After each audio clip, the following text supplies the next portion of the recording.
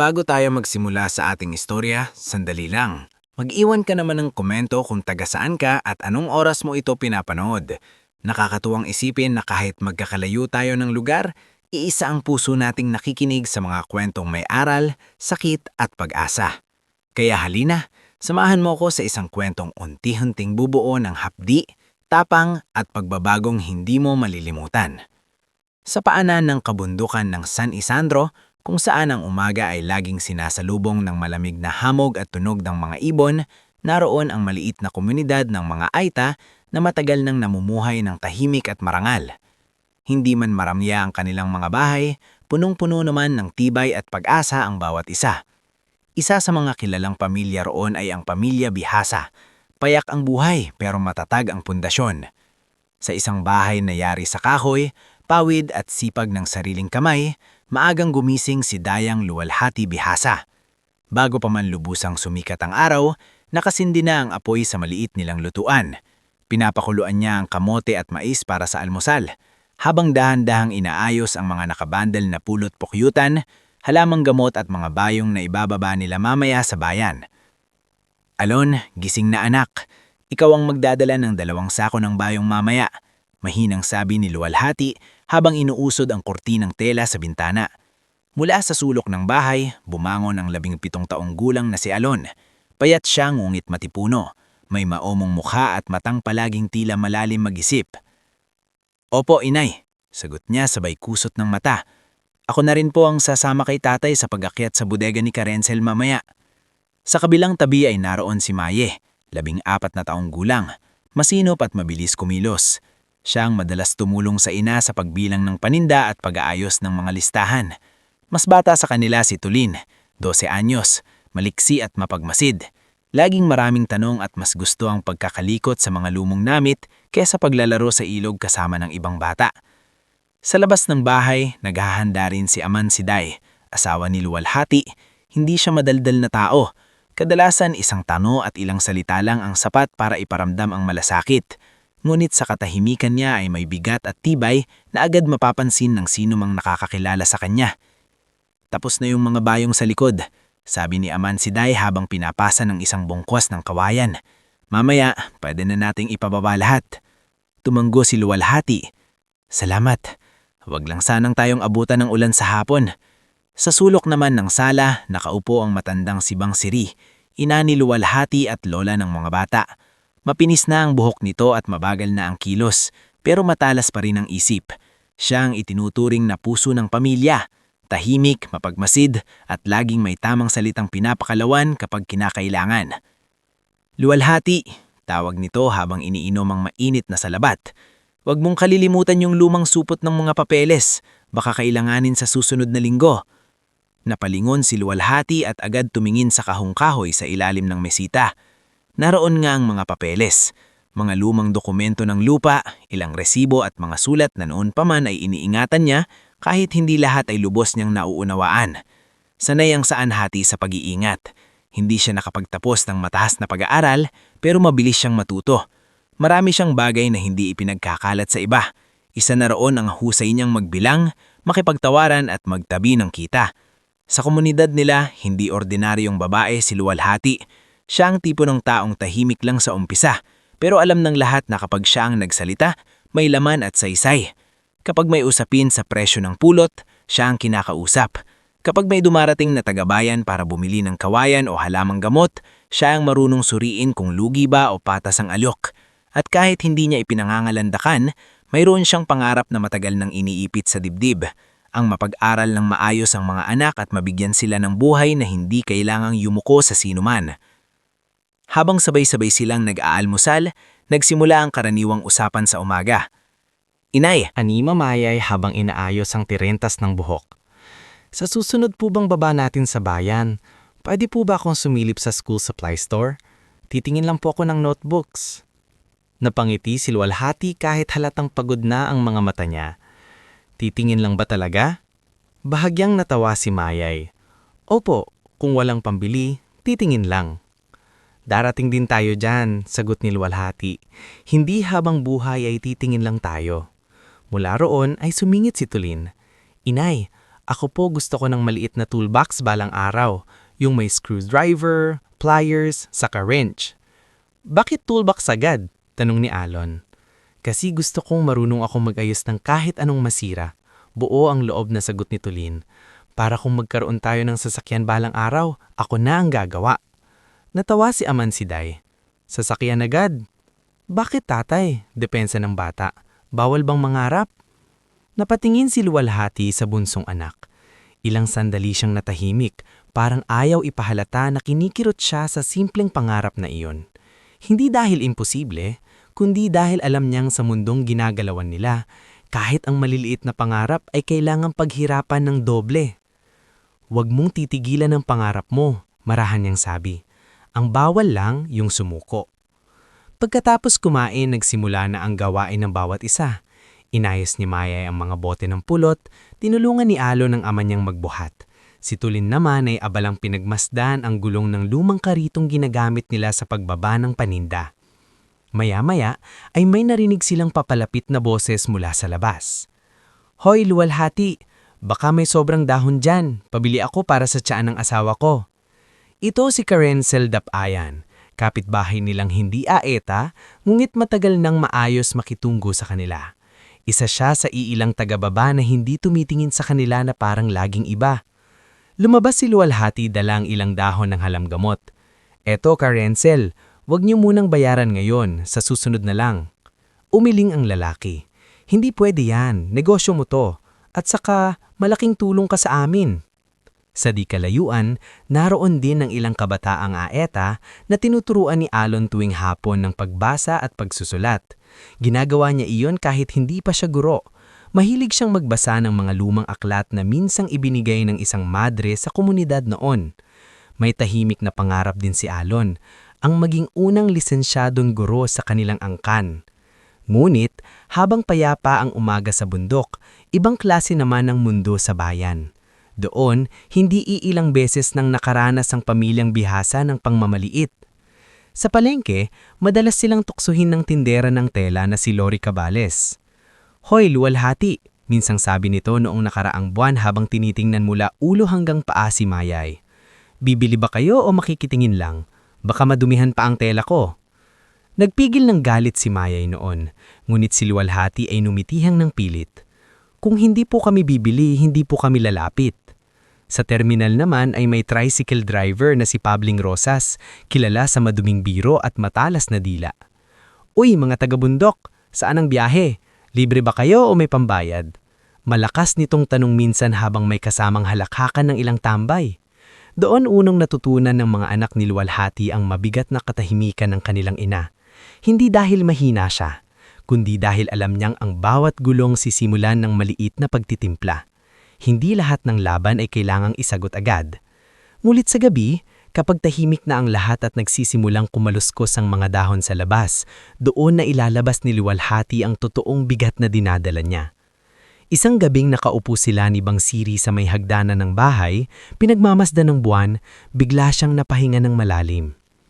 Ina, mahina niyang sabi, hanggang kailan kaya ganito? Kailangan ba talagang lagi tayong paliitin bago tayo pakinggan? Hindi agad sumagot si Bang Siri. Tinitigan muna nito ang malayong dilim ng kabundukan bago nagsalita. Anak, ang tao mabilis manghusga sa nakikita, pero may araw na ang akala nilang maliit, siya palang mas malaki ang dalang dangal kaysa sa kanila. Napayuko si Luwalhati. Minsan gusto kong sagutin sila, lalo na kapag naririnig ng mga anak. At ano ang gusto mong itanim sa mga anak mo? Galit lang o tibay? Hindi nakaimik si Luwalhati dahil alam niyang tama ang ina. Ngunit hindi ibig sabihin nun na hindi na siya nasasaktan. Sa mga sumunod na araw, lalong naging abala si Luwalhati sa pagtatala ng kita. Tuwing gabi, sa ilaw ng gasera, binubuksan niya ang maliit niyang kwaderno. Isinusulat niya roon ang bawat benta ng pulot, bawat bayad sa bayong, bawat sentimong na ilalagay sa tagong lalagyan sa ilalim ng kahon. Hindi alam ng marami na bukod sa perang hawak niya, kasapi rin siya sa isang maliit na kooperatiba na tinulungan noon ng mga misyonerong dumaan sa komunidad nila. Doon niya unti-unting naiipon yung perang hindi niya ginagastos. Para saan po yung sinusulat mo lagi, inay? Minsang tanong ni Mayay habang nakasandal sa poste. Para sa kinabukasan ninyo. Sagot niya nang hindi tumitingin. Kapag hindi marunong magbilang ang tao, madaling maagawan ng bukas. Naging tahimik si Mayay sa sagot na iyon. Hindi niya man lubos na maintindihan, naramdaman niyang ang bawat gabing puyat ng ina ay para sa kanila. Samantala, sa bayan, palala ng palala ang asal ng ilang tauhan ng Maharlika Transit Lines. Ang driver na si Roderick Dashroda Velasco ay kilalang mainitin ang ulo, lalo na sa mga pasaherong hindi niya tingin ay desente. Ang konduktor niyang si Jomer Pidlaon ay sunod-sunuran lamang sa kanya, ngulit mas mapanukso at mapagmataas. Protektado sila ng Operations Supervisor na si Benedicto Veira, na mas pinapahalagahan ng kinikita kada araw kaysa sa tamang asal sa pasahero. Hindi pa alam ng pamilya Bihasa ang buong lawak ng mga taong ito sa buhay nila. Sa ngayon, pangalan pa lamang sila sa mundong ginagalawan sa terminal, mga mukha ng karaniwang pangmamaliit na umuukit ng sugat sa maraming ordinaryong biyahero. Ngunit may mas mahalagang paparating sa pamilya. Isang hapon, habang papalubog ang araw at kulay ginto ang ulap sa itaas ng bundok, dumating sa kanilang komunidad ang isang lalaking nakamotor, may dalang sobre at listahan ng mga pangalan. Si Joel Pamintuan, taga-kooperatiba sa bayan. Hinahanap ko po si Dayang Luwalhati Bihasa, sabi nito habang nakatayo sa bakuran. Ako iyon, sagot ni Luwalhati sabay lapit. Iniabot ni Joel ang sobre. May pagpupulong po sa susunod na araw sa kabayanan. Tungkol po ito sa lumang lupaing nakapangalan sa inyong angkan malapit sa lumang highway. Kailangan po ang presensya ninyo dahil may usapang bentahan at pagbe-verify ng mga dokumento. Parang tumigil sandali ang paligid. Napatingin si Luwalhati kay Bangsiri na agad namang nanikip ang titig. Lupaing ng ama mo iyon. Mahina ngunit madiing sabi ng matanda. Iyan yung sinasabi kong huwag mong pababayaan ang mga papeles. Kinuha ni Luwalhati ang sobre at dahan-dahang binuksan. Habang binabasa niya ang sulat, naramdaman niyang may kung anong nagbabago sa hangin. Para bang ang matagal ng iniingat-ingatang pagkakataon ay sa wakas kumakatok na sa kanilang pintuan. Kagabihan, walang gaanong nagsalipa sa hapag. Hindi dahil sa takot, kundi dahil sa bigat ng iniisip ng bawat isa. Tuloy tayo, inay? Tanong ni Alon. Tuloy, sagot ni Luwalhati. Kahit gaano kahirap ang biyahe, pupunta tayo. Ako rin sasama, sabi ni Amansiday. Lahat tayo, dagdag ni Bangsiri. May mga pagkakataong hindi dapat pinalalampas ng pamilya. Sa gabing iyon, isa-isang inayos ni Luwalhati ang mga papeles, mga pinindang dadalhin at mga gamit ng mga anak. Tahimik ang paligid, pero sa loob ng kanyang dibdib ay may halo ng kaba at pag-asa. Hindi pa niya alam kung ano ang eksaktong naghihintay sa bayan. Hindi pa niya alam kung gaano kabigat ang dagok na darating bago sumilay ang pagbabago. Ang alam lamang niya ay may darating na biyahe na hindi dapat mapalampas. At sa unang pagkakataon matapos ang napakaraming taon ng pagtitimpi, naramdaman ni Luwalhati na baka lang, ang pagod, pagtitimpi at pangmamaliit na tiniis ng kanilang pamilya ay malapit nang magkaroon ng sagot. Bago tayo dumiretso sa susunod na yugto ng ating istorya, gusto ko munang muling anyayahan ka. Mag-comment ka naman kung taga saan ka at anong oras mo ito pinapanood. Nakakatuwang isipin na sa bawat sulok ng bansa, may mga pusong nakakaunawa sa sakit ng pangmamaliit at sa sarap ng unti-unting pagbangon. Ngayon, simulan na natin ang bahaging hindi malilimutan ng pamilya Bihasa. Ang araw na babago ang takbo ng kanilang buhay. Maaga palang kinabukasan ay gising na ang buong pamilya Bihasa. Bahagyang kulay abo pa ang langit nang sinindihan ni Luwalhati ang apoy sa lutuan at muling pinakuluan ng natitirang kamote para may makain sila bago biyahe. Tahimik ang umaga, ngunit dama sa loob ng bahay ang kakaibang bigat. Hindi ordinaryong araw ng pagbaba sa bayan lamang para magbenta. Ito ang araw ng pagpupulong tungkol sa lumang lupayong minana ng kanilang angkan malapit sa lumang highway. Isang usaping matagal nang nakabaon sa mga lumang papel at alaala ng yumakong ama ni Luwalhati. Sa isang sulok ng mesa, maingat na nakalatag ang mga dokumento sa loob ng lumang plastik at supot na tela.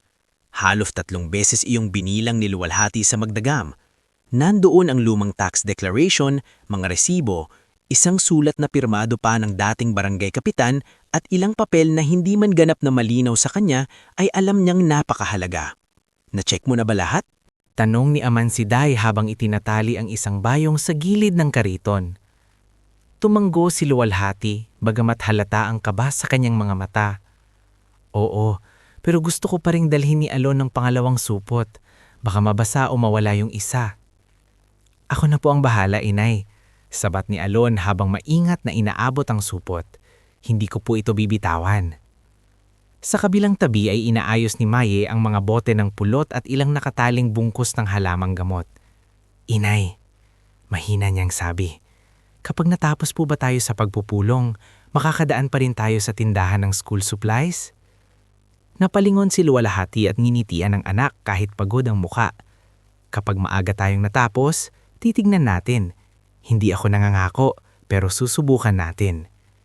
Si Tulin naman ay tahimik sa umagang iyon, bagay na ikinagulat ng lahat dahil karaniwan ay siya ang pinakamaingay. Hawak niya ang maliit na piraso ng lumang bakal na matagal niyang nilalaro na parang gamit ng mekaniko. Bakit ang tahimik mo? Tanong ni Bang Siri mula sa banig na kinauupuan niya. Nagkibit balikat ang bata. Pakilamdam ko po kasi may mangyayaring hindi maganda. Hindi agad sumagot si Bang Siri. Tinitigan niya lang ang apo saka muling uminom ng mainit na salabat. Minsan, apo, marahan niyang sabi. Ang hindi magandang nangyayari ay daan para ilabas ng panahon ng totoo nitong mukha. Hindi lubos na naintindihan ni Tulin ang sinabi ng lola, ngulit tumanggo na lang siya.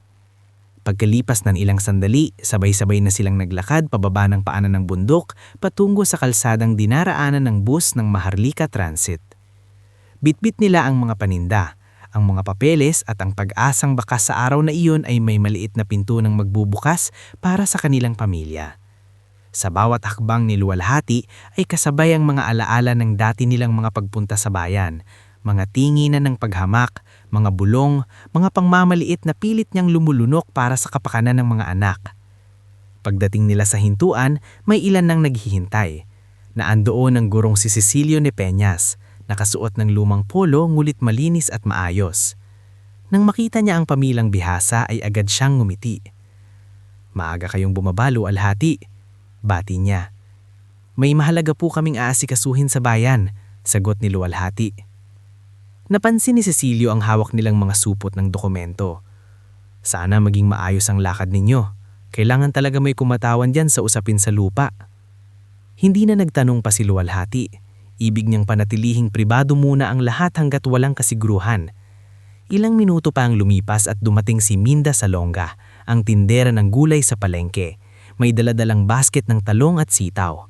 Kasunod noon ay ang college student na si Faye Rigor, nakasabit ang bag sa balikat at may hawak na reviewer. Maya-maya ay dumating din ang dating sundalong si Arturo Danas na may tindig pa rin ng isang disiplinadong lalaki kahit halatang payak na lamang ang pamumuhay. Mukhang marami tayong kasabay ngayon, ani ni Arturo. Basta sana maayos ang biyahe. Ayoko na talagang nasasaktuhan ko yung driver na mainitin ng ulo. Parang may malamig na hangin dumaan sa likod ni Luwalhati sa narinig nito. Hindi niya kailangang itanong kung sino ang tinutukoy nito. Makalipas ang ilang saglit narinig na nila ang malayong ungong ng makina.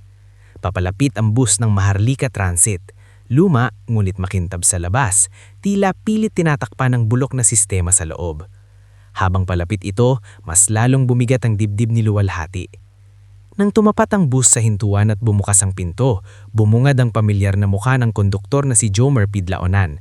Sa may manibela, naando naman ang makapal na panga at malamig na tingin ni driver na si Oderic Velasco. Aba, ang aga naman ng mga taga-bundok. Pumisil ni Amansiday ang hawak ng bayong. Kita sa panga niya ang pagtigil sa sarili. Ngunit bago pa siya makapagsalita ay marahan siyang nahawakan ni Luwalhati sa braso. Pabayaan mo, bulong niya. Isa-isa silang sumakay. Maingat na inabot ni Alon ang bayad. Binilang iyon ng konduktor sa harap nila, saka sumangot na parang may mali. Kulang ba? Tanong ni Alon. Hindi, sagot ng konduktor. Nagulat lang ako na may pangbayad kayo. Narinig iyon ni Faye na nasa likuran nila at bahagyang napatingin. Si Minda naman ay halatang na insulto pero hindi umimik.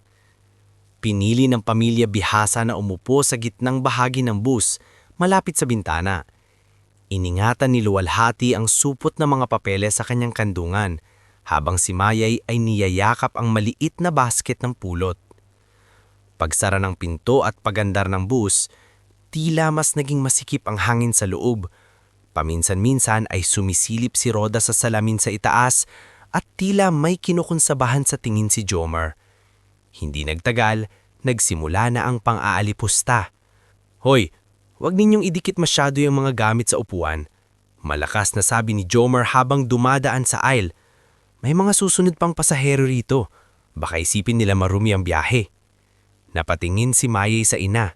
Kitang-kita sa mukha ng dalagita ang pamumuo ng hiya at galit. Si Tulin naman ay nagsimulang humigpit ang pagkakahawak sa dulo ng upuan. "Kuya, maayos po ang dala namin," mahinahong sabi ni Luwalhati. "At bayad po ang lahat ng upuan namin." Ngumiti si Jomar. "Sinabi ko lang naman, ang pikon, talo." Mula sa unahan ay sumingit ang boses ni Roda. "Jomar, buksan mo nga bintana. Parang may amoy lupa at usok ng uling sa likod." May ilang pasaherong napaayos ng upo sa narinig. Si Cecilio ay agad na paikot ang tingin sa driver. "Driver, tama na yan," mariin niyang sabi. "Bayad silang pasahero tulad natin." Nagkibit balikat si Roda. "Nagsasabi lang ako ng totoo, sir." "Hindi totoo yan. Pang-iinsulto yan." Sumandig si Roda sa upuan at bahagyang tinasan ng boses. "Kung ayaw niyo sa patakaran ko, pwede kayong bumaba." Napatahimik ang loob ng bus. Walang nagsalita sa ilang saglit maliban sa ugong ng makina at kalampag ng bintana. Pinikit ni Luwalhati ang mga mata niya sandali. Ramdam niya ang panginginig ni Mayay sa tabi niya. Huminga siya ng malalim at nagpasyang huwag patulan. Kailangan nilang makarating sa bayan. Kailangan nilang maprotektahan ang mga dokumento. Kailangan niyang manatiling buo. Ilang kilometro pa ang tinakbo ng bus. Pumasok ito sa bahagi ng highway malapit sa barangay Maliksi, kung saan may maliit na checkpoint at waiting shed. Doon biglang pumreno si Roda at tumingin sa salamin. "Jomar," sabi niya, "ibaba mo muna ang mga nasa gitna. May sasakay na regular passenger." Napakunot ang noo ni Minda. "Anong ibig mong sabihin?" Lumapit si Jomar sa pwesto ng pamilya Bihasa. "Kayo muna ang bumaba," diretsahan niyang sabi. "May sasakay na suki ng kumpanya. Saglit lang naman." Nagulat si Alon. "Kuya, bayad na po kami." Ano ngayon?" Taas noong sagot ni Jomar. "Hindi kayo espesyal." Tumayo si Aman Siday. "Hindi kami bababa. Bayad kami at may mahalaga kaming pupuntahan." Dumagundong ang boses ni Roda mula sa unahan. "Kung hindi kayo bababa, hindi aandar ang bus." Nang sandaling iyon, tila tumigil ang oras para kay Luwalhati. Ramdam niyang nakatingin ang lahat sa kanila. Sa mga matang iyon, may awa, may inis, may pag-iwas, at may takot na madamay. Ngunit higit sa lahat, naroon ang mapait na katotohanan na muli na naman silang tinagawang mas mababa kaysa sa ibang tao. "Driver, sobra na kayo," matigas na sabi ni Cecilio habang tumatayo. "Walang ganitong patakaran." "Tama," dagdag ni Arturo. "Subukan niyong hawakan ng mga bata at ako ang makakalaban niyo." Subalit tila lalong tumapang si Jomar dahil nakikita niyang iilan lang ang hayagang tumututok. Hinablot nito isang bayong sa pana ni Tulin. "Baba na! Bitawan mo yan!" sigaw ni Tulin. Ngunit bata lamang siya at hindi sapat ang lakas para pigilan ng lalaki. Doon na tumayo si Luwalhati. Hindi siya sumigaw, hindi rin siya nanggigil. Ngunit ang paraan niyang pagtayo ay may bigat na nagpatahimik kahit sandali sa loob ng bus. "Jomar," sabi niya sa nanginginig ngunit matatag na tinig, "ibalik mo ang gamit ng anak ko." "Baba mo na kayo," sagot ng konduktor. Tinignan siya ni Luwalhati ng diretso sa mata. "Bayad kami, hindi kami namamalimos ng upuan. Problema ko na yon." Malamig na sagot nito. Sa sumunod na minuto, sa harap ng mga pasahero, isa-isa silang pinilit pababain. Si Aman Siday ang nagbuhat ng 2 bayong. Si Alon ay mahigpit na niyakap ang supot ng mga dokumento. Si Mayay ay umiiyak na, ngunit pinipigil ang marinig. Si Tulin ay pulang-pula ang mukha sa galit. Si Bangsiri, kahit matanda na, ay pilit bumaba ng tuwid ang likod na para bang ayaw ipakita sa mga umapi sa kanila ang kahit katiting na pagkapahiya. Paglapag ng kanilang mga paa sa gilid ng kalsada, sumigaw si Minda mula sa loob, "Nakakahiya kayong tao kayo!" Si Cecilio ay sumunod sa bintana at malakas na nagsabi, "Isusumbong ko ito." Ngunit natawa lamang si Roda at pinasibad ang bus. Umalis ito na parang wala lang nangyari. Iniwan sa alikabok ang pamilyang Ayeta na bayad na, ngunit itinuring na walang halaga. Naiwan silang nakatayo sa ilalim ng umaga na unti-unti nang tumitirik ang araw. Kumapit si Mayae sa braso ng ina at doon tuluyang napaiyak. "Inay," mahina niyang sabi, "bakit po ganun sila?" Hindi agad nakasagot si Luwalhati. Ramdam niya ang paghabdi ng lalamunan niya. Sa gilid ng paningin niya ay nakita niyang napayuko si Alon, habang si Tulin ay may luhang ayaw lang patuluin. Lumapit si Bangsiri sa anak at hinawakan ito sa balikat. "Anak," bulong ng matanda, "huwag kang luluhod sa sakit na ito."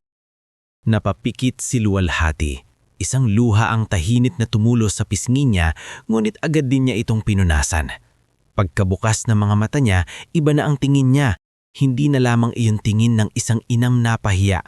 Tingin iyon ng isang taong may kung anong nabasag sa loob, at sa pagkabasag na iyon ay may bagong tigas na namuo.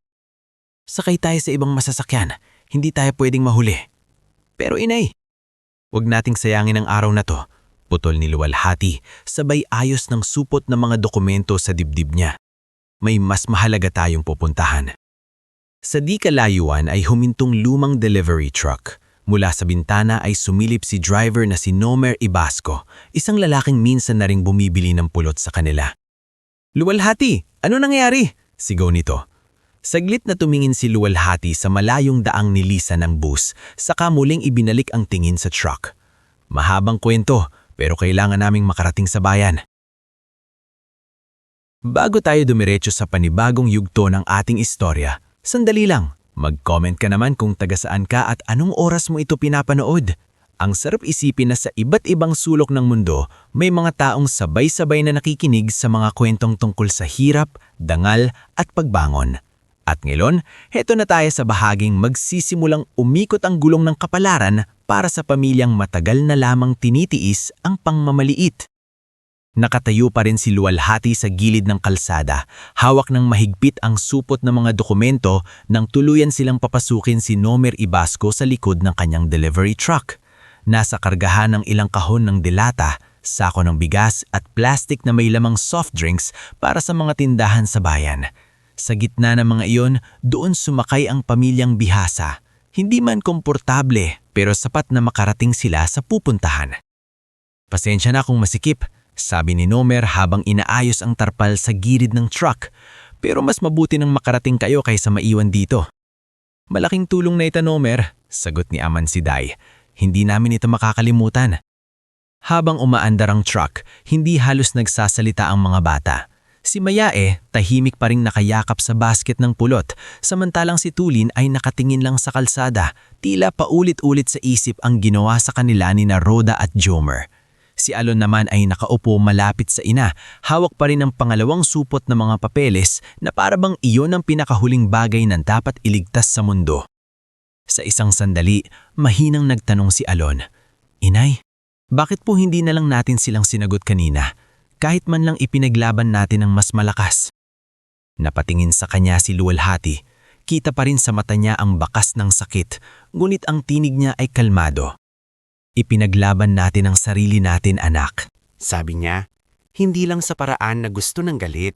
Minsan kasi, kapag mas mahalaga ang pupuntahan mo, hindi ka pwedeng magpaiwan sa daan dahil lang may nanghamak sa'yo.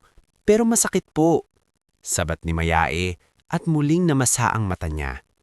"Pakiramdam ko po, parang wala tayong halaga sa kanila." Doon nagsalita si Bangsiri mula sa tabi. "Anak," aniya sa apo, "ang tingin nila sa inyo ay hindi sukatan ng tunay niyong halaga. Ang problema, sila ang bulag. Walang sumagot pagkatapos niyon. Tanging ang ugong ng makina ng truck at alog ng katawan nila sa lubak-lubak na daan ang naririnig. Ngunit sa dibdib ni Luwalhati, hindi na simpleng hiya ang naroon. May kung anong naglalaglab na mas tahimik ngunit mas matibay. Isang pasyang hindi pa niya lubos mabigyan ng pangalan. Pagdating nila sa bayan ay halos tanghali na. Nagpasalamat agad si Luwalhati kay Nomer bago sila magmadaling tumuloy sa gusali ng kooperatiba. Isang lumang 2 palapag na estrukturang gawa sa semento at kahoy na nasa likod ng palengke. Sa labas pa lang ay may ilang tao nang naghihintay. Karamihan ay mga magsasaka, may-ari ng maliliit na lupa at ilang kinatawan ng iba't ibang pamilya sa mga kartig barangay. Pagpasok nila sa opisina, sumalubong agad ang clerk na si Rowena Silab, isang babaeng mabilis magsalita ngunit mukhang maayos kausap. "Kayo po ba si Dayang Luwalhati Bihasa?" tanong nito. "Opo," sagot ni Luwalhati. "Kanina pa po kayo hinihintay ni Chairman Berto Dalmasio. Magsisimula na sana ang second round ng usapan." Napatingin si Luwalhati sa wall clock. Huli na nga sila. Kung hindi sila pinababasa-bas, marahil ay naabutin nila ang buong pagpupulong mula umpisa. Ngunit imbes na magpaliwanag pa, tahimik na lang siyang tumango at inaya ang pamilya sa loob ng conference room. Sa loob ay naroon ang ilang mukha na hindi nila kilala at ilang pamilyar sa kanila. Nasa unahan si Chairman Berto Dalmasio, isang matandang lider ng kooperatiba na may mababang boses ngunit halatang sanay sa pakikipag-usap sa iba't ibang uri ng tao.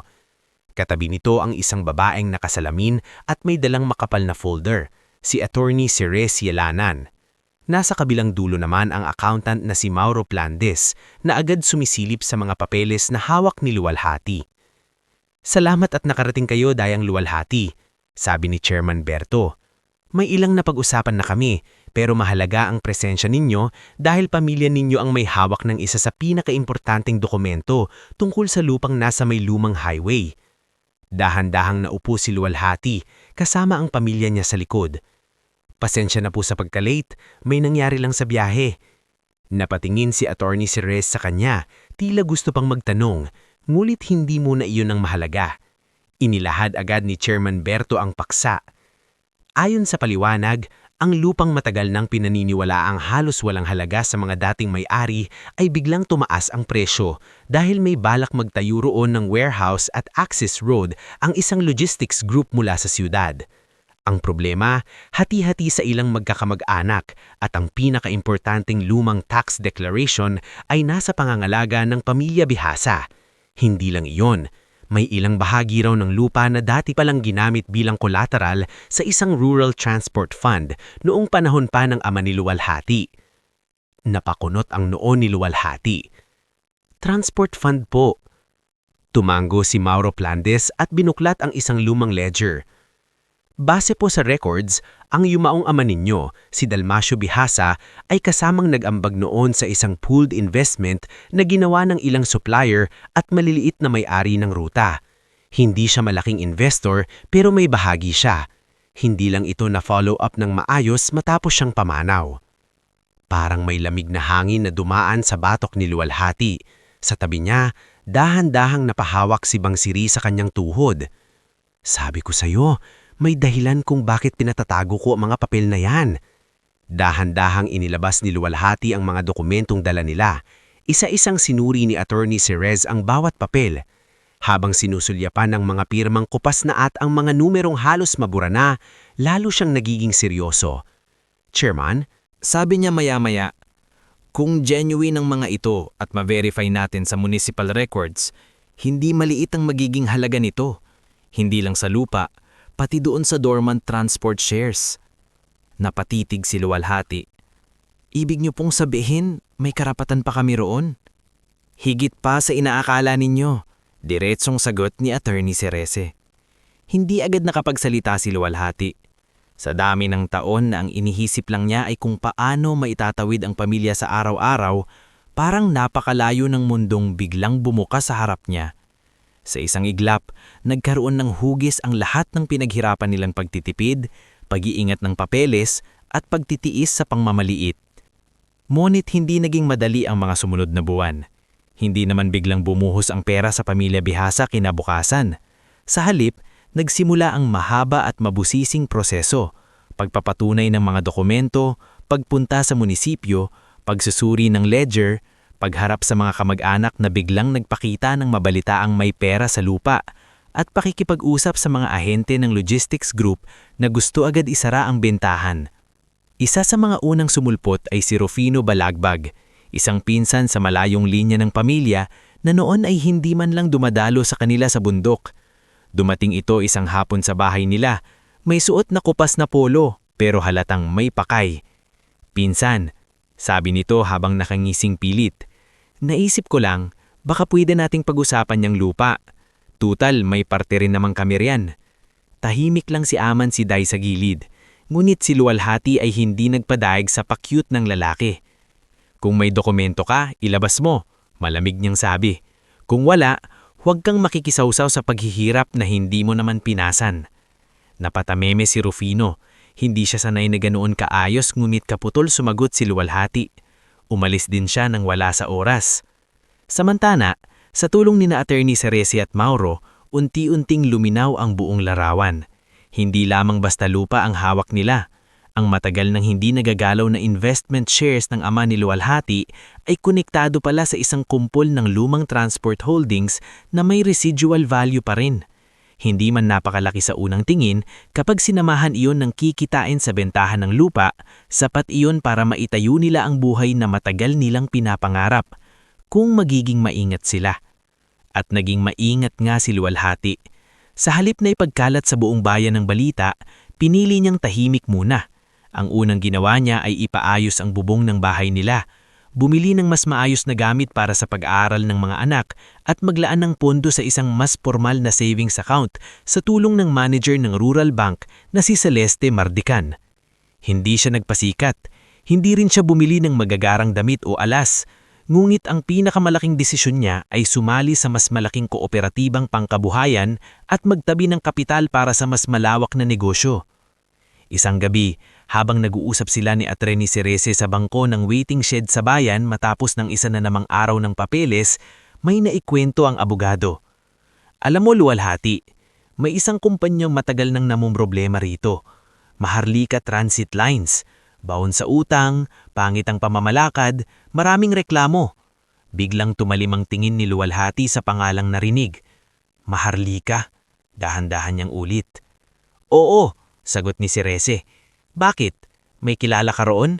Saglit na natahimik si Luwalhati. Bumalik sa alaala niya ang alikabok sa gilid ng kalsada, ang iyak ni Maye, ang galit ni Tulin, ang mga matang nakatingin hanggang pinapababa sila ng bus kahit bayad na. Muling umigting ang panga niya, ngunit hindi siya nagsalita agad. "May nakaaway ba kayo?" tanong muli ni Cerese. "Hindi," sagot ni Luwalhati matapos ilang sandali. "May utang lang sa dangal." Sa mga sumunod na linggo, mas lumawak ang kaalaman ni Luwalhati tungkol sa mundo ng negosyo. Tinuruan siya ni Mauro kung paano basahin ang simpleng financial statement. Ipinaliwanag ni Celeste kung paanong ang perang dumarating sa tao ay madaling nawawala kapag puro emosyon ang pinairal. Si Attorney Cerese naman ay paulit-ulit na nagsabi sa kanya na kung gusto niyang magtagal ang pag-angat ng pamilya niya, hindi sapat ang galit. Dapat may malinaw na plano. At nagkaroon nga ng plano si Luwalhati. Lumipas ang ilang buwan, naaprubahan ang bentahan ng bahagi ng lupa. Dumating ang malaking bayad sa tamang proseso at sa patas na presyo, bagay na hindi nila kailanman naranasan noon. Nailipat din sa legal na pangalan ni Luwalhati at ng ilang kapamilya ang karampatang halaga ng dormant transport shares. Sa unang pagkakataon sa buhay niya, nakaupo siya sa loob ng opisina ng bangko habang pinapaliwanagan ng manager tungkol sa halaga ng perang nakapangalan sa kanya. Tahimik lang siya habang nakatingin sa mga numero sa papel. Hindi niya kailangang ngumiti ng malapad. Sa puso niya, sapat nang alam niyang hindi na basta-basta kayang yurakan ng kanyang pamilya. Ngunit habang tumatagal, mas lalo niyang napapansin ang mga balita tungkol sa Maharlika Transit. Nabalitaan niyang may mga bus na hindi na pumapasa sa maintenance. May mga empleyadong umaalis dahil delayed ang sahod. May lumang may-ari raw na si Don Severino Almazan na may sakit na. At ang higit na nagpapatakbo sa kumpanya ay ang anak-anakang si Gerald Tanseco. Isang lalaking puro kita lang ang iniisip at walang pakialam sa asal ng mga tauhan. Isang hapon, habang nasa opisina siya ni Attorney Cerese at nakikinig sa usapan tungkol sa assets at liabilities ng ilang negosyong maaaring pasukin, muling nabanggit ang pangalan ng Maharlika Transit. May investor na hinahanap para roon, sabi ni Mauro. Kung walang papasok, baka mabenta ng pira-piraso o tuluyang magsara. Tahimik si Luwalhati. Tila may dahan-dahang nabubuhong larawan sa isip niya. Napansin niyo ni Cerese. Anong iniisip mo? Dahan-dahang tumingala si Luwalhati. Hindi na iyon ang parehong Luwalhati na umiiyak lang sa gilid ng kalsada at pilit pinipigilan ang galit. Mas tahimik siya ngayon, pero mas mabigit na ang mga iniisip. Kung kukunin ng matinong tao ang kumpanyang yan, sabi niya, maraming ruta ang maayos, maraming ordinaryong tao ang hindi na mahihirapan. Napatitig si Mauro. Tama, pero malaking problema yan. Hindi yan simpleng puhunan lang. Hindi ko naman sinabing madali, sagot niya. Ano ba talaga ang nasa isip mo, Luwalhati? Diretsong tanong ni Cerese. Tumingin siya sa bintana ng opisina, sa direksyon ng terminal kung saan minsan siyang itinuring na walang karapatan sa inuupuan niyang upuan. Sa loob-loob niya, may isang malinaw ng tinig na bumubulong. Hindi na lang para sa pamilya niya, kundi para sa lahat ng ordinaryong taong araw-araw sumasakay, nagtitiis, at minamatalangay. Pagharap niya muli sa dalawa, payapa ang mukha niya, ngunit matibay ang tinig. Gusto kong pag-aralan ng Maharlika Transit. Lahat ng papeles, lahat ng utang, lahat ng pwedeng bilhin. Napatingin sa isa't isa sina Cerese at Mauro. Kung kaya? Mahinang tanong ng abogado. Mas humigpit ang hawak ni Luwalhati sa folder na nasa harap niya. Kung kaya, ayokong habang buhay na bus lang nila ang masasakyan namin. Gusto kong dumating ang araw na hindi na nila kayang maliitin ang kahit sinong pasahero. Bago tayo tuluyang sumabak sa kasunod na napakahalagang bahagi ng ating istorya, mag-iwan ka naman ng komento kung taga saan ka at anong oras mo ito pinapanood. Nakakatuwang isipin na sa dami ng tao at lugar na nakikinig ngayon, iisa ang nararamdaman natin kapag may isang taong minamatalangay pero unti-unting bumabangon. Ngayon, narito na tayo sa bahaging hindi na lang simpleng pag-angat ang pag-uusapan, kundi kung paano hahawakan ng isang taong sugatan noon ang kapangyarihan na nasa kamay niya na ngayon. Matapos sabihin ni Luwalhati kina Attorney Cerese at Mauro na gusto niyang pag-aralan ng Maharlika Transit, hindi agad sumunod ang daling tagumpay. Sa katunayan, doon pa lamang nagsimula ang isa pang masilimutang laban. Kung dati ay kahirapan at pangmamaliit ang kalaban niya, ngayon ay mga numero, utang, kasunduan, legal na proseso, at mga taong sanay manglamang sa likod ng formal na pananamit ang kailangan niyang harapin. Sa loob ng ilang buwan, halos linggo-linggo ay bumababa siya sa bayan para makipagpulong sa abogado, accountant, bangko at ilang stockholder ng Maharlika Transit. Maraming gabi na halos hindi na siya makatulog kakaisip kung tama ba ang hakbang na binabalak niya. Hindi biro ang halaga ng kailangang hilabas. Sigawang may naitabi siyang pera mula sa bentahan ng lupa at sa dormant transport shares ng kanyang yumaong pama, hindi pa rin iyon sapat kung wala siyang maingat na plano. Isang gabi, habang nakaupo sila ni Amansiday sa labas ng bahay at taning huni ng kuligrig ang naririnig, ibinuka ni Luwalhati ang kanyang pangamba. Si Day, Mahinahon niyang sabi, baka mali itong iniisip ko. Baka masyadong malaki para sa atin. Tahimik munang tumingin sa kalangitan ang asawa niya bago sumagot. Gaya ng dati, hindi mahaba ang mga salita nito, pero kapag nagsasalita, ay parang may bigat na agad. Noong una kitang nakilala, sabi ni Amansiday, nasa ilog ka at nag-iisa kang humihila ng mga kawayan. Mas mabigat pa roon ang dala mo noon kaysa katawan mo, pero hindi ka bumitaw. Napatingin si Luwalhati sa kanya. Hindi ka naman sumusugod ng walang isip, dugtong nito. Kung nararamdaman mong ito ang tama, siguro panahon na para subukan. Tahimik na napangiti si Luwalhati, ngunit hindi nawala ang kaba. Hindi lang ang kabuhayan nila ang nakasalalay dito. Kapag nagkamali siya, maaaring masayang ang perang matagal nilang pinag-ipunan at pagkakataong minsan lang dumating sa buhay nila. Sa tulong ni na Ate Cerese at Mauro, unti-unti nilang nakita ang totoong kalagayan ng Maharlika Transit. Mas malala pala iyon kaysa sa akala ng marami. May mga luma ng bus na hindi maayos ang maintenance, may mga supplier na hindi nababayaran sa oras, may ilang ruta na kumikita ngunit natatakpan ng pagkalugi sa ibang linya dahil sa maling pamamalakad. Bukod pa roon, may mga reklamo na hindi naresolba mula sa mga pasahero, rude treatment, overloading at hindi makataong pagtrato ng ilang tauhan. Ang matandang may-aring si Don Severino Almazan ay hindi na halos makalabas ng bahay dahil sa lumalalang karamdaman. Ang higit na humahawak sa kumpanya ay si Gerald Tanseco, ang anak-anakang matagal nang nakikisawsaw sa pagpapatakbo ng negosyo. Sa papel ay mahusay siyang magsalita, ngunit sa aktwal ay puro pansariling kita ang nasa isip. Hindi man lantaran, unti-unti na niyang pinabayaan ng kumpanya hanggat may nakukuha pa siyang pera mula rito. Sa isang pagpupulong sa opisina ni Ate Cerese, inilatag ni Mauro ang huling bilang. Kung tutuusin, sabi niya habang tinuturo ang spreadsheet sa ibabaw ng mesa, hindi pa patay ang kumpanya, mali lang ang humahawak. Kapag nasalo ng taong marunong maglinis ng sistema, may pag-asa pa. Tama, Ani Cerese. Pero kailangan mong maintindihan, luwalhati. Kapag pumasok ka dito, hindi ito simpleng pagbibili lang. Pati galit ng mga taong mawawala ng impluwensa, sasalo mo rin. Napahawak si luwalhati sa tasa ng kape niya. Hindi ako pumasok sa laban na ito para sa ganti lang. Alam ko, sabi ni Cerese, pero ang mga taong sanay sa kapangyarihan, hindi agad bumibitaw. Makalipas ang ilang linggo, napagkasunduan ang isang formal na pagpupulong kasama ang mga stockholder at si Don Severino. Gaganapin iyon sa lumang opisina ng Maharlika Transit sa bayan. Nang dumating ang araw, maaga pang bumiyahe si luwalhati. Hindi na saang dating babaeng tahimik na niyayakap ang basket ng pulot sa upuan ng bus. Mulit hindi rin siya nagsuot ng anumang magarbo para ipamukha ang bago niyang estado.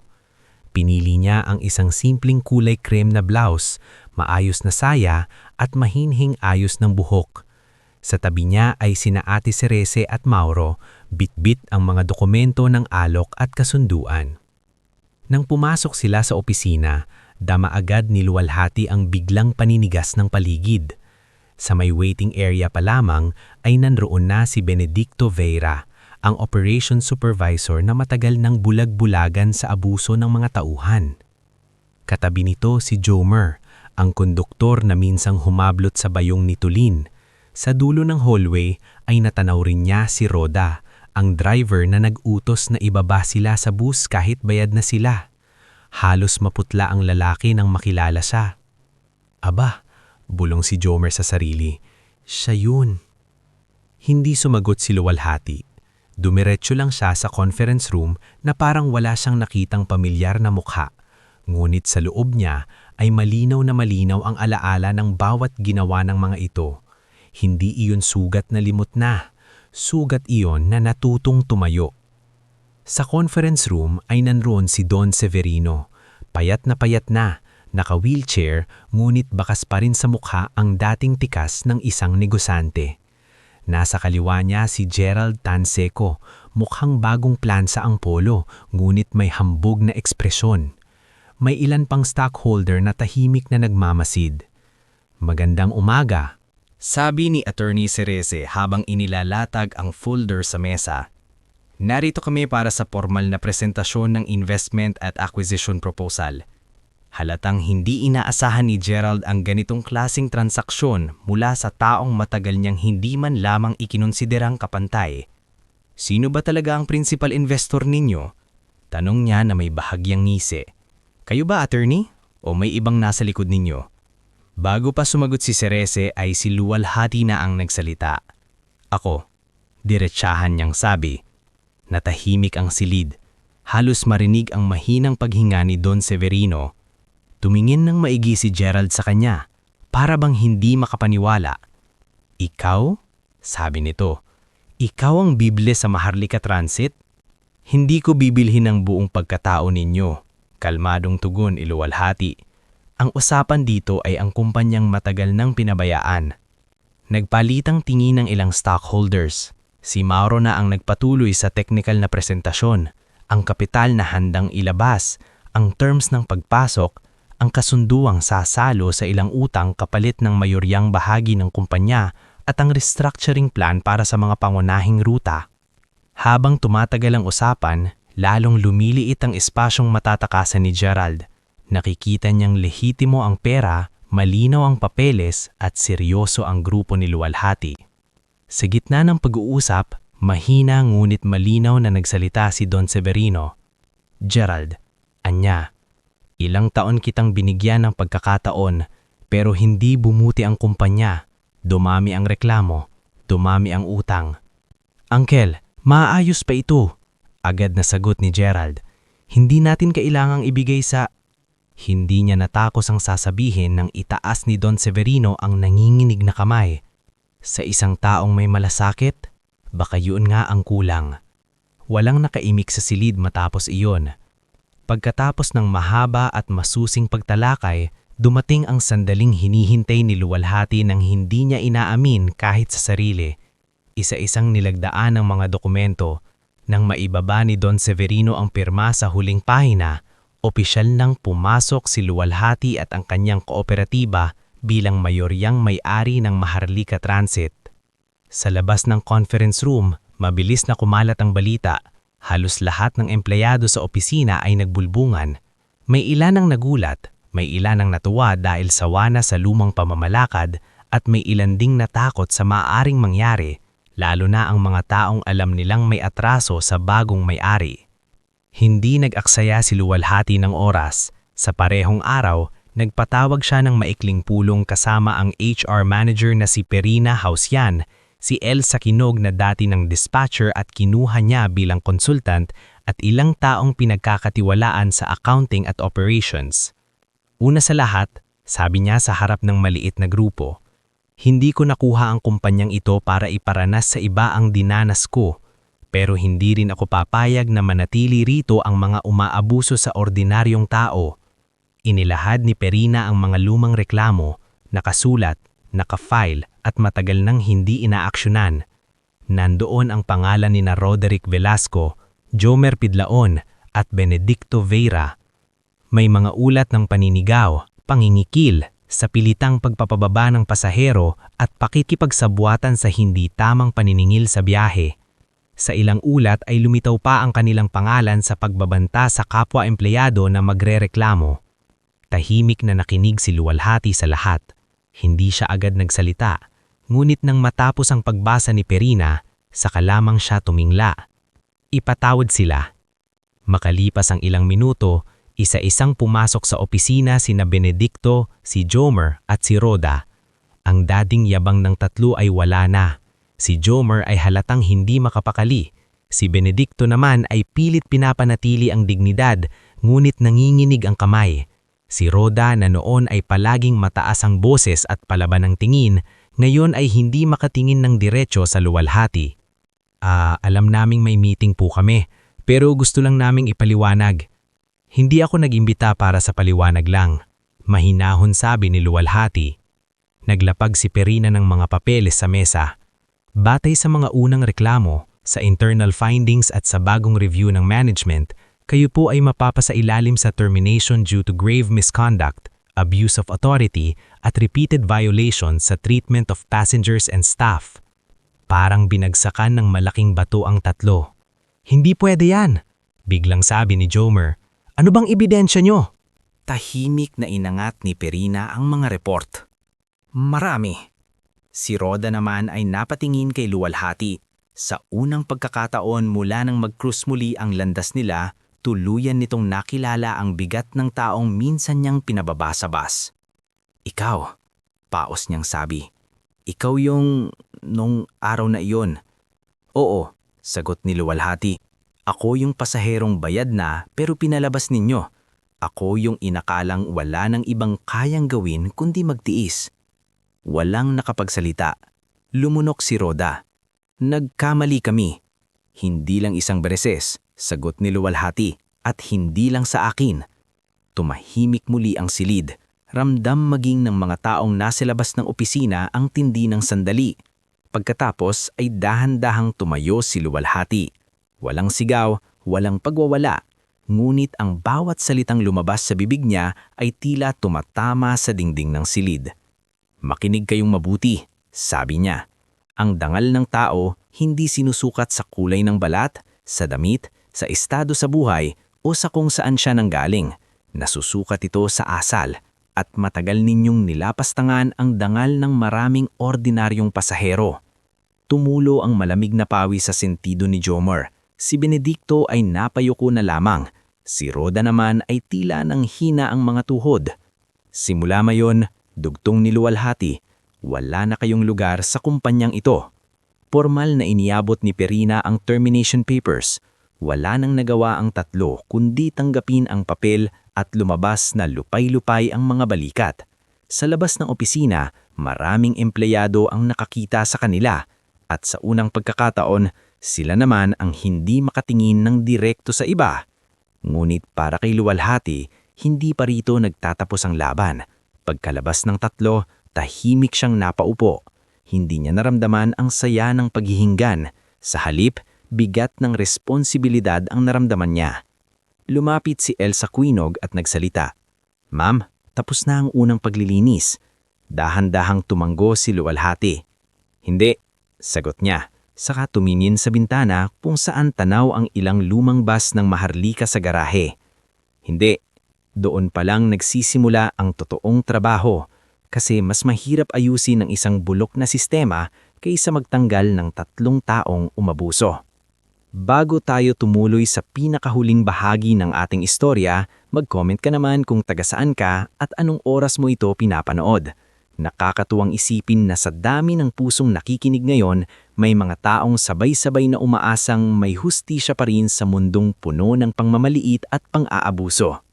At ngayon, narito na tayo sa wakas ng paglalakbay ni Luwalhati, isang wakas na hindi lang tungkol sa paghihinggan, kundi tungkol sa tunay na pagbabago at dangal. Matapos sabihin ni Luwalhati na doon pa lamang nagsisimula ang totoong trabaho, wala siyang sinayang na kahit isang linggo, habang maraming umaasang magpapakain siya sa galit at paiikuti ng bagong kapangyarihan sa takot, kabaliktaran ang ginawa niya. Unang-una niyang ipinatawag ang lahat ng natitirang department heads ng Maharlika Transit, maintenance, dispatch, ticketing, HR, accounting, at security. Ginanap ang pulong sa lumang conference room na minsang pinangyarihan ng bentahan ng kumpanya, ngunit ngayon ay iba na ang hangin sa loob. Hindi na iyon amoy kumpiyansa ng mga abusado, kundi amoy ng nerbiyos ng mga taong hindi alam kung sino ang mapagkakatiwalaan at kung anong klaseng leader ang hahawak sa kanila. Nasa unahan si Luwalhati, katabi sina Elsa Quinog, Mauro Plandis, Perina Joshan at Arturo Danas na tinanggap niya bilang security consultant ng kumpanya. Hindi siya nagsuot ng mamahaling alahas o anumang bagay na magpapakita na gusto niyang magpasikat. Isang simpleng blouse, isang maayos na saya at isang mukhang hindi na kasing lambot ng dati dahil sa pinagdaanan. Iyon lang ang dala niya. Ngunit pagpasok pa lang niya, ramdam ng lahat na may bagong bigat ang bawat desisyon sa kumpanyang iyon. Simula ngayon, walang empleyadong mamamaliitin dahil sa estado sa buhay, pinanggalingan o itsura. Walang pasaherong ituturing na mas mababa dahil lang hindi sila mayaman o hindi sila mukhang kagalang-galang para sa paningin ninyo. Kung hindi ninyo kayang sundin yon, hindi ito ang kumpanyang para sa inyo. Walang kumibo. Maging ang maintenance head na Tomas Bero na noon pa man ay may pagdududa sa kakayahan ni Luwalhati ay nanatiling tahimik habang magkakrus ang mga balikat. Nagpatuloy si Luwalhati, hindi ako nandito para maghari-harian, nandito ako para ayusin ang sistema. Pero tandaan ninyo ito, ang kaayusan hindi nangyayari kung puro pandaraya, chismis at takot ang umiiral sa loob. Kasunod noon ay ang serye ng mga pagbabago. Ipinatupad niya ang malinaw na code of conduct para sa lahat ng driver, konduktor, dispatcher at teller. Nagkaroon ng complaint desk na hindi na kontrolado ng iisang supervisor lamang. Pinaripaso niya ang maintenance logbook ng bawat bus at ipinahinto ang mga unit na hindi pasado sa inspeksyon. Maraming nagreklamo sa umpisa dahil bumaba ang bilang ng biyahe, ngunit mas pinili ni luwalhati ang ligtas kaysa mabilis. Sa loob ng mga sumunod na buwan, kitang-kita ang epekto ng bagong pamamalakad. Unti-unting luminis ang terminal. Nagkaroon ng tamang pila. Ang mga pasaherong dati takot magsumbong ay nagsimulang lumapit sa complaint desk at magpasalamat dahil may nakikinig na sa kanila.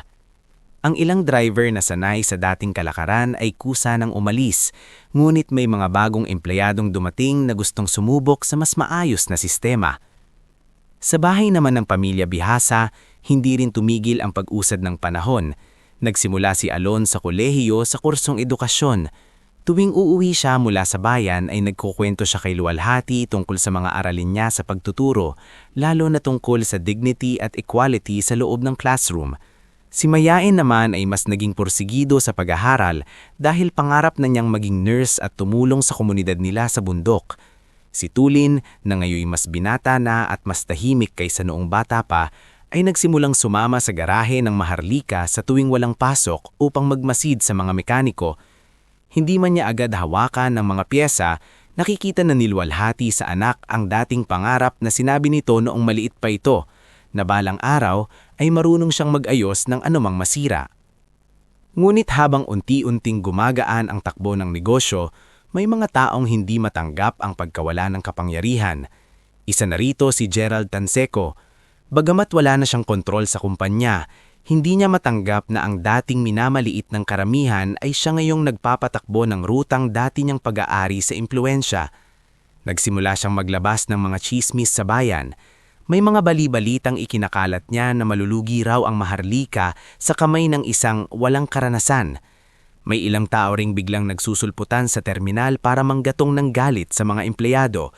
At napag-alaman ni Arturo na may ilan sa mga iyon ay tauhan ng negosyanteng si Rabil Duerte, may-ari ng kalabang bus line na gustong maagaw ang mga rutang muling bumabangon sa kita. Isang gabi, habang nagsasara ang garahe, dumating ng balita na may isang bus unit na muntik nang mawalan ng preno sa kalsada pauwi sa bayan. Mabuti na lamang at maagap ang driver na si Helmer Uson at naitabi ang sasakyan bago pa may masaktan. Agad ipinahinto ni luwalhati ang lahat ng biyahe ng unit na pareho ng linya at ipinatawag ang mga mekaniko. Anong nangyari rito? Matigas niyang tanong habang hawak ang maintenance report. Tahimik ang garahe.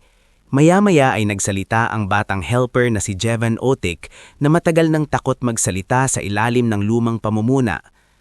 Ma'am, nanginginig nitong sabi, may nakita po akong hindi empleyadong pumasok dito gagabi. Akala ko po may utos ng dati naming supervisor, pero parang may pinakialaman sila sa may likod ng unit. Napatingin si Arturo. Bakit hindi mo agad sinabi?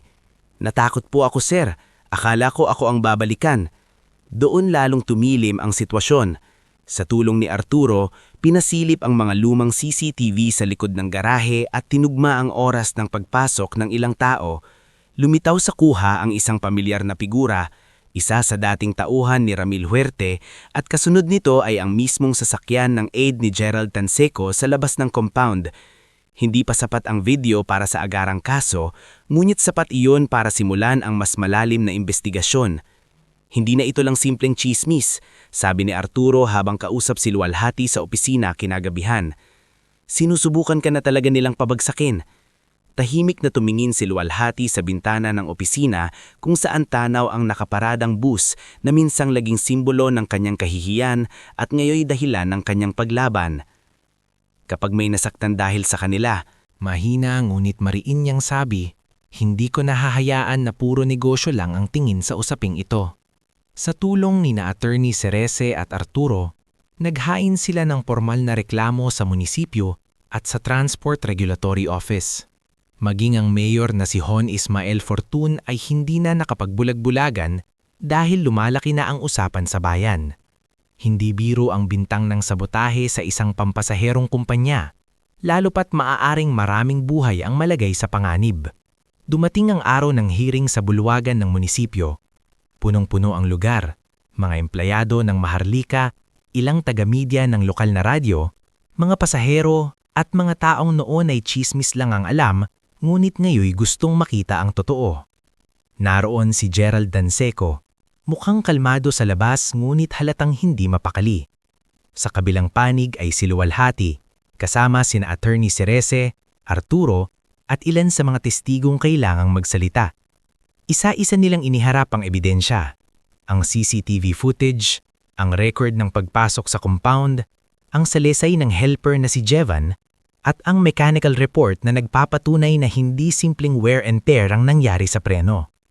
Ngunit ang pinakatumatak sa bulwagan ay hindi lamang ang mga dokumento. Ito ay ang mga tao.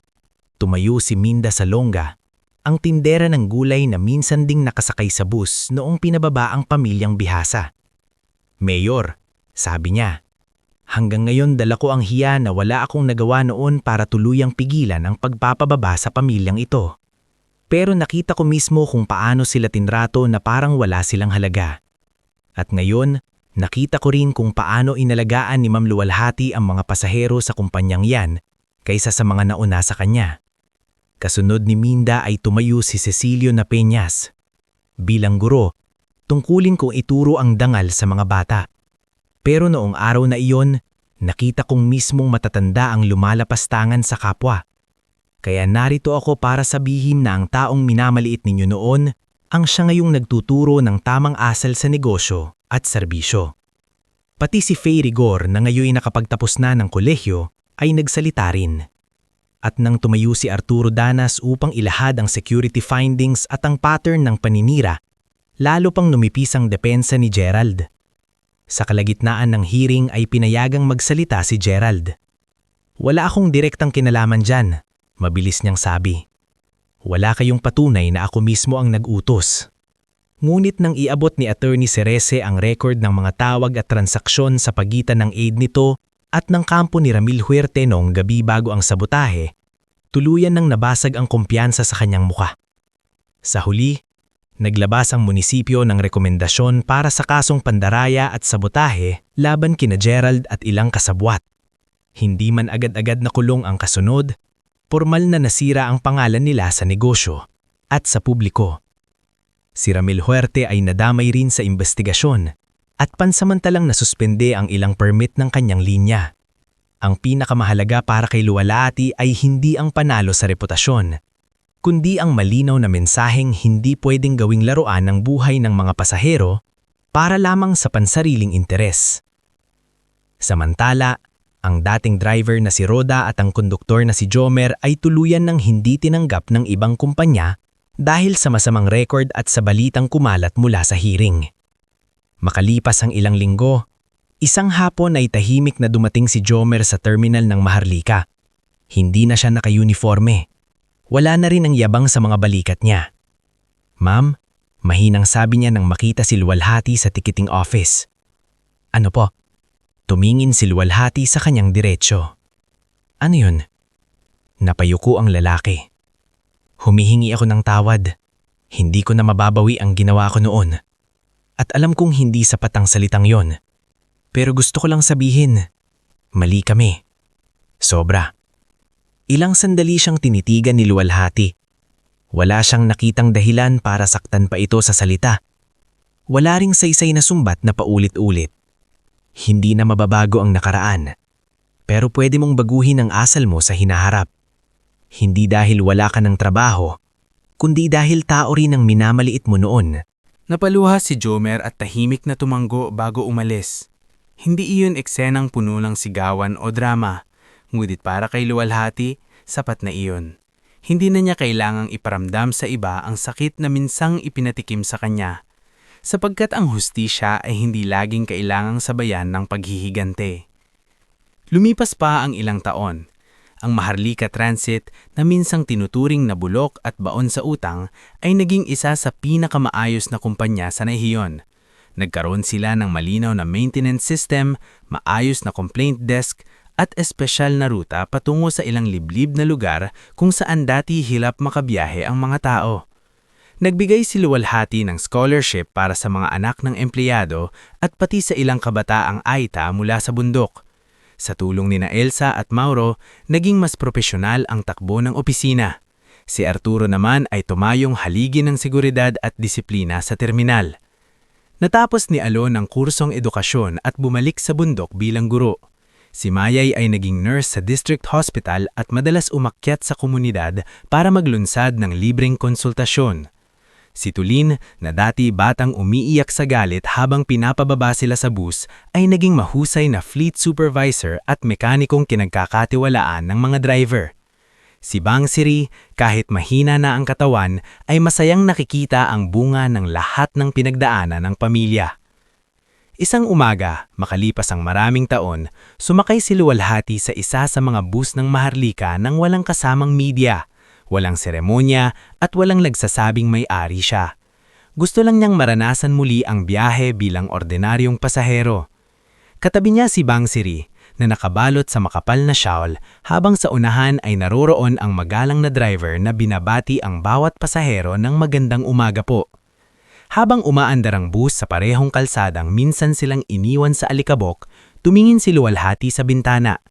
Tanaw niya ang lumang bahagi ng highway malapit sa barangay Maliksi, ang mismong lugar kung saan minsan silang pinababa, pinahiya at itinuring na walang halaga. Ngunit iba na ang pakiramdam ngayon. Wala na ang bigat ng takot. Nandoon pa rin ang alaala, ngunit hindi na iyon sugat na sariwa. Isa na lamang itong paalala ng layo ng narating nila. Anak, mahina ngunit malinaw na sabi ni Bang Siri habang nakatanaw rin sa bintana. Naaalala mo pa ba ang araw na iyon? Tumanggo si Luwalhati. Oo ina, hindi ko malilimutan. Anong nararamdaman mo ngayon? Sandaling natahimik si Luwalhati. Tinignan niya ang mga pasaherong komportableng nakaupo, ang konduktor na magalang magsalita, ang mga estudyanteng may dalang bag, ang matandang babae sa unahan na inalaya ng staff bago umakyat sa bus. Saka siyang ngumiti ng marahan. Hindi nagalit, sagot niya. Pasasalamat na lang na hindi ako bumitaw. Napangiti rin si Bang Siri at marahang pinisil ang kamay ng anak. Sa pag-usad ng bus, tila umusad din ang lahat ng pagdurusang minsang nagpabigat sa dibdib ng pamilyang Biyasa. Hindi sila yumaman para manlait ng iba. Hindi sila umangat para iparamdam sa kapwa ang sakit ng pagiging maliit. Sa halip ay ginamit nila ang bagong buhay para gumawa ng sistema na mas makatao, mas patas at mas may dangnal. At doon nagtapos ang kanilang mahabang paglalakbay. Sa kalsadang minsang naging saksi ng kanilang kahihiyaan, ngunit ngayon naging saksi na rin ng kanilang pagbangon. Ang pamilyang minsang pinababa sa bus kahit bayad ay hindi lamang nakabili ng kumpanya. Nakabili sila ng pagkakataong baguhin ang takbo ng maraming buhay. At sa dulo, iyon ang pinakamalaking tagumpay. Hindi ang mapatalsik ang mga umapi sa kanila, kundi ang mapatunayan na ang dangnal ng tao kapag ipinaglaban ng may tiyaga at talino ay kayang magdala sa kanya sa isang wakas na marangal, makatarungan at ganap.